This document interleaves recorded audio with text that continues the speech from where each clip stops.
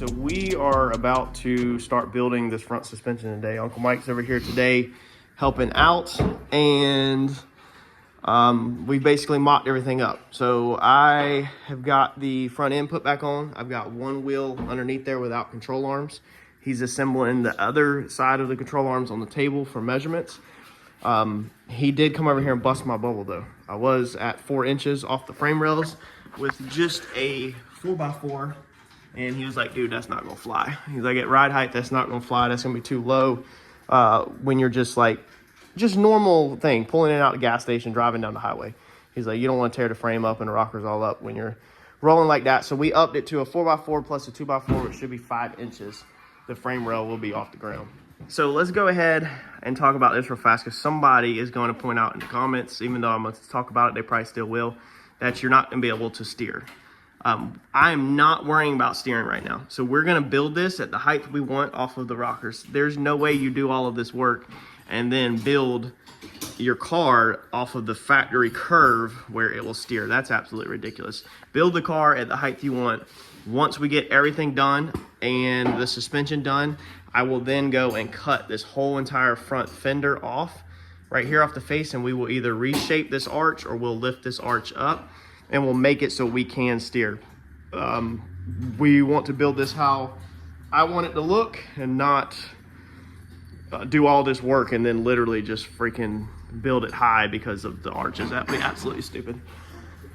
So Mike's completely assembling one of these on the table to get the measurements, and I'm gonna try my best to walk y'all through what he's doing, because I know a lot of people want to know how in the world you build this, because most cars you have the unibody or you have a factory frame you modify. We have nothing. So we don't have a front frame rails, we don't have tire location, we don't have control arm locations, we don't know the geometry, like we have nothing. So he has to figure everything out 100%, and I'm going to walk y'all through every single step that we do. So I built this simple thing yesterday afternoon, piece of plywood 2x4, and I was using it for totally different. I had the tire sitting over here, and I had the control arms clamped to here because I was kind of looking at the geometry. But what I'm about to do is find out the center of that wheel, okay, the exact center, so that we can find the exact center of this, and then we'll mark it on here, and then we're going to block this up. You'll see here in a minute. Just do a dot and we'll draw a square line through it. All right. 15 1/4, right? Go straight edge through that. We got to figure out what the ride height of it all the way down is going to be. But when the car is riding down the road, is the bottom control arm going to be level with the ground? No. No, it doesn't? Yeah, you'd be that high with it like that. Okay. So you'll be a downward angle like that. So the control arm, it doesn't have, it can be anywhere we want it to be? Yeah. Oh, I thought the lower control arms had to be parallel with the ground. We're gonna put a little anodive in it, and that's about it. So it drives good. But see, this is maxed out on your arm right here. Yes. It's maxed out on your ball joint. And your other maxed out is further into the ground, so it doesn't matter. So I would put this to where that ball joint That's not maxed out was up. really soft. Like Okay. Right there where you're driving it, it's kind of concentric right there. It's not in a bind. And then when you bag the car, it's going to go down. How many inches is it going to go down? It should go down what the distance we got under there, right? So it's 5 inches. A figure- 4x4 plus a 2x4. So we got to figure in 5 inches of drop on this thing. Okay. And this, what we did is we built basically 90 degrees. So this is just like they built race cars. It's just, this is some heavy crap. And we've just built it out of 2x4s and strapped it together. We're not worried about this being in and out level yet. We can pull this with a ratchet strap whenever that time comes. But for right now, we're just trying to get the measurements on everything. If we've got this right here, set off ride height or off plate height. Oh, that's off plate height. So everything. This is the ground. This is the ground, yeah, off plate height. Yeah, we're working off of this. So you're not worried about the angle on the lower control arm. You're worried about putting the control arm in the middle of the max play. I want the angle on the ball joint to be right. The angle on the ball joint to be right. Yeah, I want the angle on the ball joint to be right. And I don't want the angle on the ball joint to be extreme. And for everybody, this is drop control arms, drop uppers, drop lowers, and drop spindle. So when I ordered this for Silverado, I went ahead and ordered everything drop to help us out with our geometry. See, realistically, we could lower that control arm down even more than this to straighten that angle up, which also gets it away from your motor further. By lowering it By down. lowering it down. Two of these right here real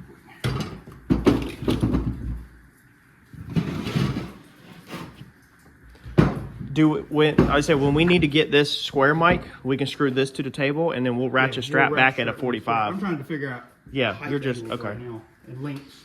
We're not there yet.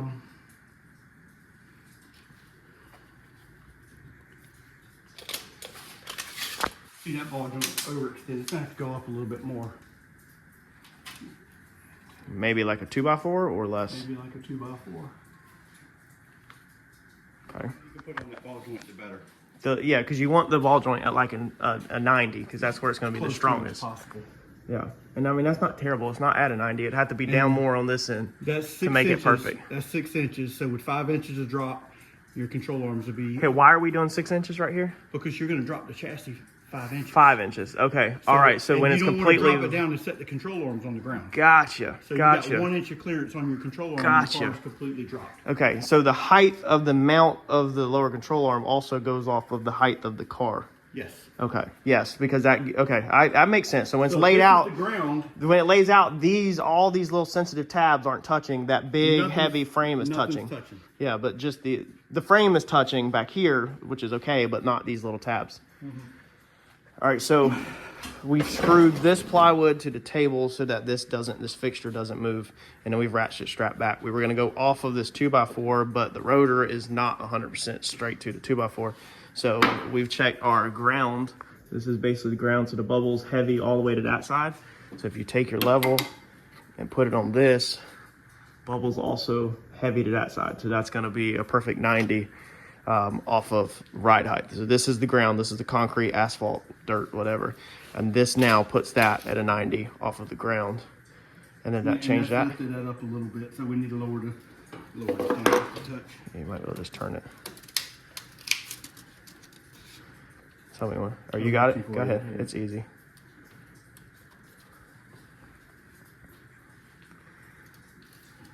Got it? Do that at 6 inches. That's close. Close enough? I mean, for measurements. Yeah. Yeah, because we're not dialing in like quarter inch or eighth. I just want to get that ball joint Yeah. as close to right as I want. And I know it's got enough swing to where if we take this out, we can set this 1 inch off the ground and it still doesn't bottom your Oh, yeah, it doesn't bind up. And that's technically below the ground because this is ground height. So we got plenty of travel there. Plenty. And then, yeah, it'll go all the way up It'll go, well, like that. it'll go. So how much lift is that, though? Here. Yeah, open that up a little bit. So I told Mike, I said, we needed a cameraman this morning. It's hard to capture all this for y'all. So that's 10 and a half. Yeah. So 6, 7, plus 8, 9, 10, 40. Yeah, you're never going to. 4 inches of lift. Unless you jump something, you ain't going to have no problem. Yeah. But we do got to be able to take the tires off and stuff. So they will be really tight. So that gives you, when you jack the car up, it will drop 4 inches. It'll drop 5 inches. 5 inches. Okay. It will drop 6 inches. Okay. But we've got it set up to drop 5 inches easily. Okay. So you're working on, the cross member that goes from left to right. Yeah. This is the top of your frame rail, what we have to tie it into. But we're cutting that off. Yeah, it's going to get cut off, but we're still going to try to build it at a good height. Okay. So this will become the bottom. So if you got your cross member, this down. And we did hold that poster board up here on this and trace over that. So that now we have something to draw on. What's the thickness of the tubing that you're going to build your cross member and everything out of? Open to options, but I have these two pieces up here that I bought, or we can go buy more. The rectangular. Right here, the 2x3? Okay, so it's going to be 2x3? Yeah, whatever that stuff is. Let's see, let's measure that. Here. Yeah. 3 inches exactly.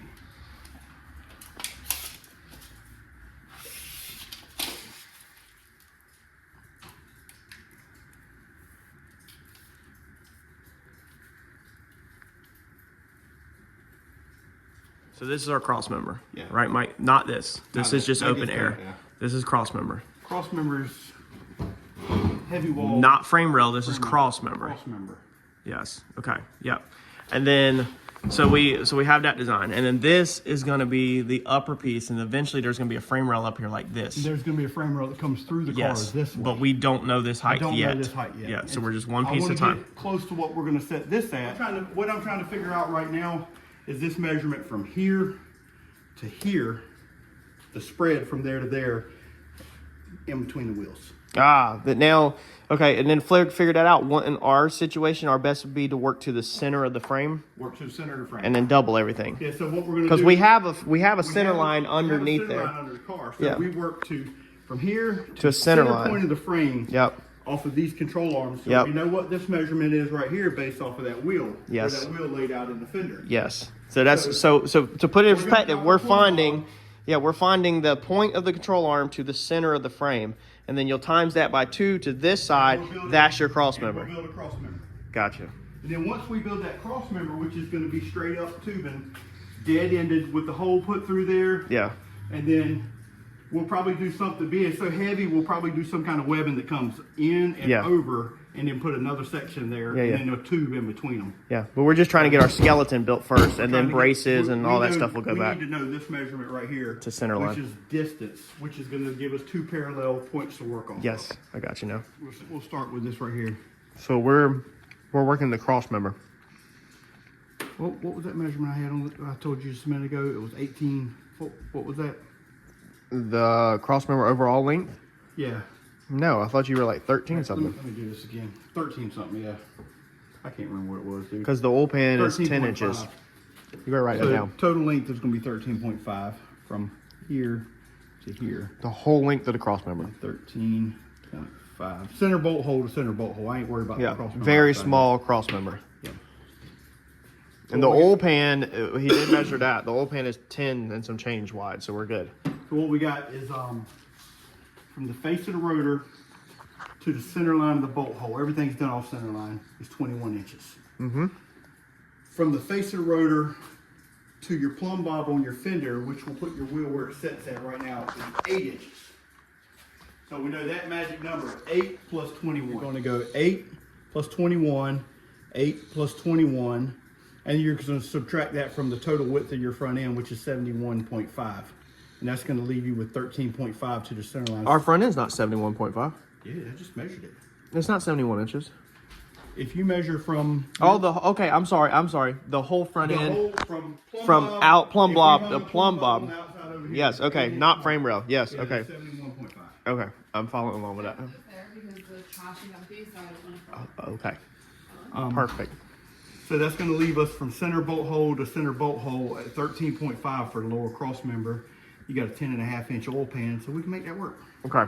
Center bolt hole to center bolt hole, 13.5 lower cross member. But it's going to be wider, but it can protrude in here. Probably be like 15-ish. Like 15, yeah.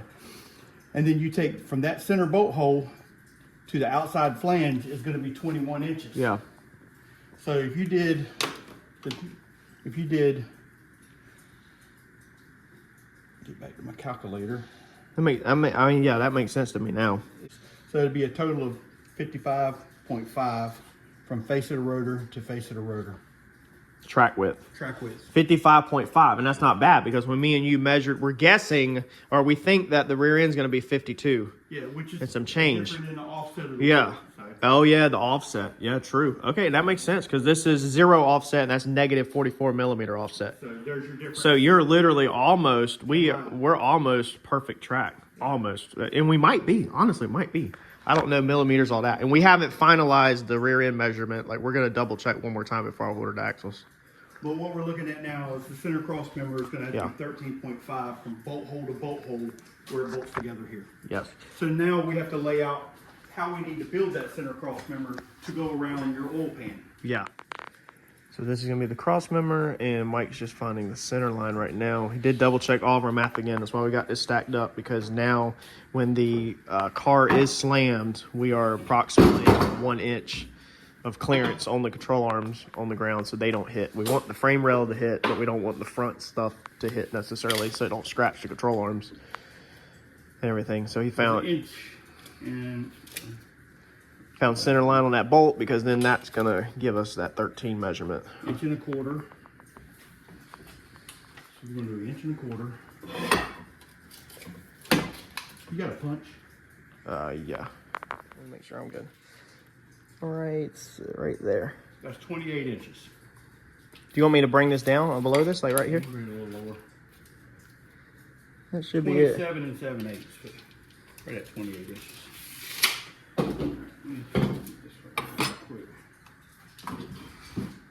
All right, so we got our cross member built, and I'm doing this filming a little different, y'all. So I'm not like setting up the camera for the drill bit shots and the cutting shots and all the action shots and all that, trying to put a little bit more knowledge in this one. So that's gonna be our cross member.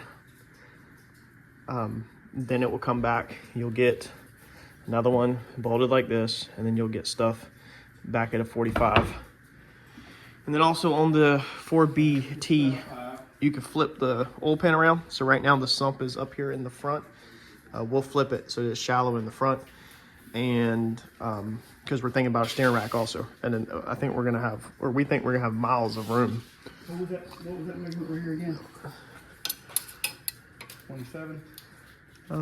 That's basically it right there, it looks like. 27 3/4, right there. Look at that. Yeah. That's exactly what mathematically came up. So 55 and a half divided by 2, 27 3/4. So you're on the money. There's the center of the chassis right there. Center of the chassis. So when we after we build the cross member, we set up off your table that you got right there. We figure out the height that we're going to put it in at. We center this up off of both frame rails, and your cross member centered in your car. Yep.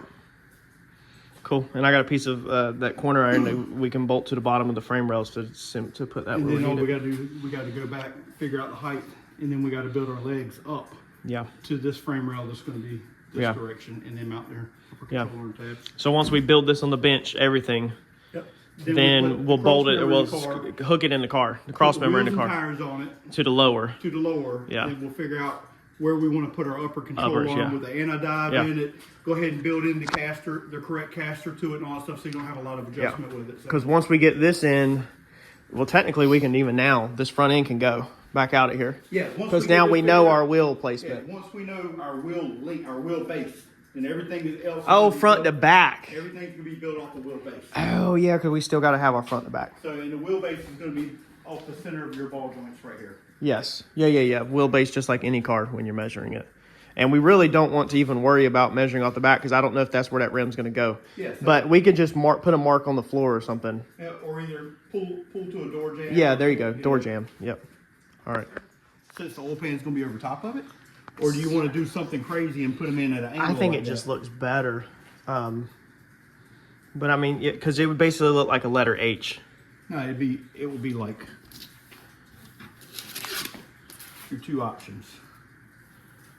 This front cross member. It's the back. Oh, you just draw sticks. And then you could do like this. Do this. Oh, like a box. Okay. Like that, and then you do your upper legs. Yeah. Okay. Like a box. Yeah. Or the other way is all cut out. Like that. Yeah. Which I'd rather do it like that than the other way. Straight like this, a box. It'd be stronger and easier. 2 mounting points to your frame instead of this one mounting point. Let's just go like that. I mean, it's easy. It's under the car. Nobody sees it. It's not a big deal. Everything else, plus everything else in here is boxy. And the oil pan's going to be about 1.5 inches over top of it. Yeah. At the back. So yeah, I think that should be fun. We need 2 of these just like this. Put another one right here, and then put your small box in between it. Yeah. Okay. Cool deal. It comes basically like this, just like any truck. Like that, and then triangles. To it. And that's how the Silverados are done. Yeah, that's how I think they're literally. It's like it's not even quarter. No, it's probably quarter inch, or 3/16 something. It's very thin, but yeah, it comes out, breaks it around. And so we'll just get this in the vehicle for right now. This is going to get us to build us, and then we can do all that. So what we need now is inside to inside. So inside, tack them pieces in, and then we need to make 2 2x2s, because 2x3s would be so wide you'd have a little strip through there. It looks stupid. Yeah, and this is not structural. No. Going here, because this is going to go up to the frame rail on each one. Yeah, so technically this could go in there with no space, nothing between it. But yeah, I would. That's just going to add a little bit to it because it keeps them from wanting to. Correct, but it's very important to understand that it's not structural. So we're going to use this. What is this, Mike? Probably 3/16. Yeah. 3/16 thick stuff, because it's just going to keep the spread, and that's going to be plenty strong. There's no reason to go with that thick 1/4 inch. Or that's 3/16 actually. That stuff is 3/16. That's an 8th? That's an 8th. It's cut, yeah. This is cosmetic pretty much. Yeah, well, and it does add, it keeps the space right. I mean, the control arm alone will probably keep the space right, but this is technically 7.5 inches. I need 2 of these at 7.5. This is technically probably overkill because this control arm is so strong in here that this probably can't move anyway with the control arm bolted to it. I don't think it would. But it's just overkill. We're just building it strong. Just to make it look good. Yeah, yeah. I just want to make sure everybody understands that it's not technically structural. So there is a frame piece that's coming up to this. Yeah. And it's going to go over to whatever width frame section, which is not going to be determined until we get the upper control arms mounted. Yeah. All right, cool. The frame rail is going to come straight back through here, and then it's going to turn and go back into that. Yeah. I mean, it's going to have to be a little bit on the lower side so we can drop it 5 because inches. this is staying right here, but the oil filters get real 5 inches. So it's probably, realistically, it's going to be somewhere about like this right here. Yeah. But we just got to make sure we got the full rotation on the ball joint over 5 inches extension, and then which we should. I think them uppers have tons of play. We'll have to make. I hate to say it, Courtney. You're gonna have to pull this motor out of your way, dude. You got to get this motor out of your way. Because that way we can go ahead and build everything we need to build with this. Oh, because that. Out of the way, and then what we'll do is we'll build the mounts that will bolt in on the frame where they need to. All right, so day 1 on this front end, made pretty good progress. Got a bunch of curveballs thrown at us at the end. I'm gonna have to get this motor pulled out for Mike tomorrow. I really don't want to pull this motor out. The number 1 mistake I made on the Comet was building the front end of the Comet without the motor in there. I highly advise anybody who's building a front end to keep the motor in the vehicle. Do not take the motor out to build your frame rails. However, Mike wants the motor out. So we have looked at it and we're pretty sure we know where it's gonna fall. And so I'm praying that it goes smooth. Mike has a ton of experience, a lot of years doing this thing. It's gonna be close to a couple points, but I think we'll be okay. So basically with these control arms like this, okay, they're gonna be up. This is just rough like that. We're gonna have to put the frame rail under the control arm about right here, okay? So I also think that the motor can go up 2 inches. I think I haven't fitted the hood on or nothing yet, but I feel really good that the motor can go up about 2 inches. The oil pan needs to be flipped around. That's one other thing. Next thing is that if you look at crank center line right here, we have a lot of room over here, kind of right in here. But if you look at crank center line over here, you have this huge timing chain case in the way. So I'm really afraid that it's going to be in the way, but the control arm on this side, we're thinking slide the motor back. Mike said slide the motor back. He said it's going to drive better also. We are going for a good driving car for when I sell this thing. I'll probably enjoy it for like a year and sell it. I'm not keeping nothing. It's not my style. I like to build. So we're going to build another one after this. He said to go ahead and pretty much we're going to move this engine back and we're going to notch this firewall. I don't really want to notch no more than I have to out of this firewall. I want to keep original firewall from here up the best as possible. But we're going to have to probably notch a little bit. The turbo will go forward in here somewhere. He said we're going to build custom, really thick, heavy-duty stainless manifold and mount the turbo anywhere we want. So turbo is not an issue. The oil filter is getting removed. It's a remote oil filter. I'm getting a new plate for this, moving all that. Alternator's not in the way. That water neck, he said worst case scenario, flat plate, okay, on this. And then just build, which we're going to do AN everything anyway. So we might just build a water neck, even though I think this one might be the thermostat housing. So I don't know. Might have to do a remote thermostat housing in that case. But with a race car background, I mean, there's nothing that we can't put where we want. If we move the motor back, then instead of the control arm falling like this, it should now kind of fall like that. All right, where the timing chain kind of pieces in there. I was going to get rid of the hydro boost thing here for the hydraulic steering and the hydro brakes is what I was going to run on that. But we might still have room. But he said if we have to, we'll go back to my plan A. Originally, I wanted electric power steering. but then I decided, instead of spending $200 on a electric power steering unit, $300 probably, actually close to it, I might as well just leave that on there. And then all I gotta do is buy my rack, which I have to buy anything anyway, and then buy Hydro Boost, and I have hydraulic brakes and hydraulic power steering. So we'll see. I'm a little nervous again about building rails without the engine being in there, but I have to get all this cleaned up tonight. I need to get these control arms out of the way because I need to pick this engine up. I need to get these wheels out of the way and stuff, and get it ready so that tomorrow when we run these these rails, we can just rock and roll. We're talking about basically taking corner iron and coming up off of here once we figure out the height of the rail, and basically running 2 pieces of flat corner iron across and just sitting the frame rail on top of that, sitting the frame rail over here. We can measure off center line. The frame rails will be perfectly the same because they'll be on a platform, a temporary built platform, and we should just rock and roll. These new frame rails will hit here. They'll tie into the old unit back there. Them control arms will come up.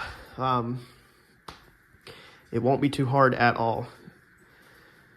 Biggest thing is just getting this motor out. What sucks about this motor, from the wheel to here is 7 inches. From the bottom of this frame rail to the ground is about 5. So it won't go under the frame rail right now. So I have to jack the whole front of this vehicle up in order to get the engine lift underneath there. To jack the front of this thing up, it's not that it's hard, it's just now we've cut this rail. So we went ahead and notched this rail because we were trying our best to just build this thing with the engine in here and not to pull the engine out. But we notched the rail so that our arms can fit through there.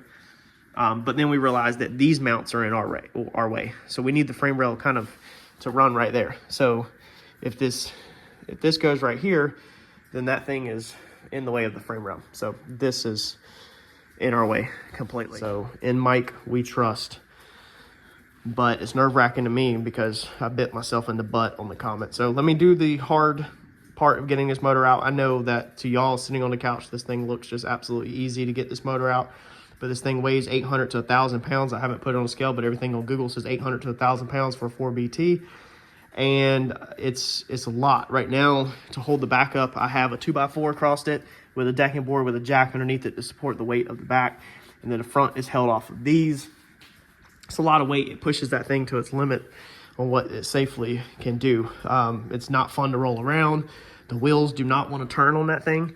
It's so heavy that the slope on this, sometimes if the wheels start to turn, it just wants to kind of roll that way, and then it's kind of takes a little bit of push to get it to turn around this way. All around, this motor just sucks to maneuver in this 2-car garage without an A-frame lift, without a forklift, and without a big heavy-duty like truck style engine lift. So let me get at it, y'all. It's gonna be fun. It's gonna be a fun night.